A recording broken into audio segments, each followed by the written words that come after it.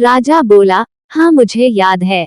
तुम अगर सारी बातों का अर्थ बता दो तो मैं तुम्हारे पिताजी का सारा कर्ज माफ कर दूंगा। लड़की बोली, सबसे पहले मैंने यह कहा था कि पिताजी स्वर्ग का पानी रोकने गए हैं। इसका मतलब था कि वर्षा हो रही थी और हमारे घर की छत से पानी टपक रहा था।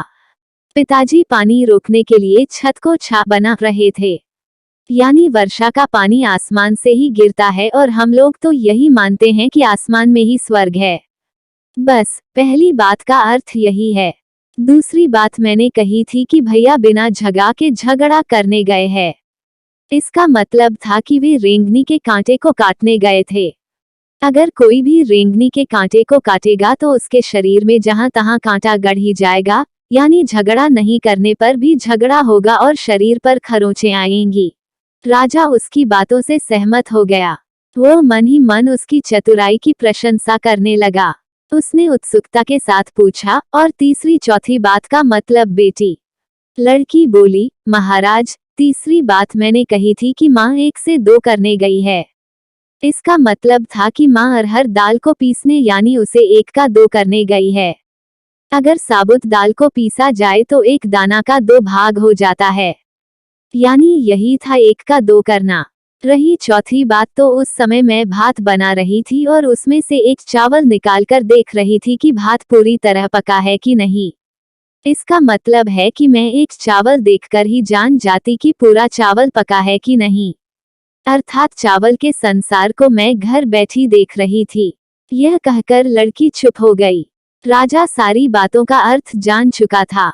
उसे लड़की की बुद्धिमानी भरी बातों ने आश्चर्य में डाल दिया था। फिर राजा ने कहा, बेटी, तुम तो बहुत चतुर हो, पर एक बात समझ में नहीं आई कि यह सारी बातें तो तुम मुझे कल भी बता सकती थी, फिर तुमने मुझे आज क्यों बुलाया? लड़की हंसकर बोली, मैं तो बता ही चुकी हूँ कि कल जब आप आए थे तो मैं भात बना रही थी। अगर मैं आपको अपनी बातों का मतलब समझाने लगती तो भात गीला हो जाता या जल जाता, तो माँ मुझे जरूर पीटती। फिर घर में कल कोई भी नहीं था। अगर मैं इनको बताती कि आपने कर्ज माफ कर दिया है तो ये मेरी बात का विश्वास नहीं करते। आज स्वयं आपके मुंह से सुनकर कि आपने कर्ज माफ कर दिया है, जहां इन्हें इसका विश्वास हो जाएगा, वहीं खुशी भी होगी। राजा लड़की की बात सुनकर बहुत ही प्रसन्न हुआ। उसने अपने गले से मोतियों की माला निकाल उसे देते हुए कहा, बेटी, यह लो अपनी चतुराई का पुरस्कार। तुम्हारे पिताजी का कर्ज तो मैं माफ कर ही चुका हूँ। अब तुम्हें या तुम्हारे घर वालों को मुझसे बहाना नहीं बनाना पड़ेगा। अब तुम लोग निश्चिंत होकर रहो। अगर फिर कभी किसी चीज की जरूरत हो तो बेझिझक होकर मुझसे कहना। इतना कहकर राजा लड़की को आशीर्वाद देकर चला गया। लड़की के परिवार वालों ने उसे खुशी से गले लगा लिया।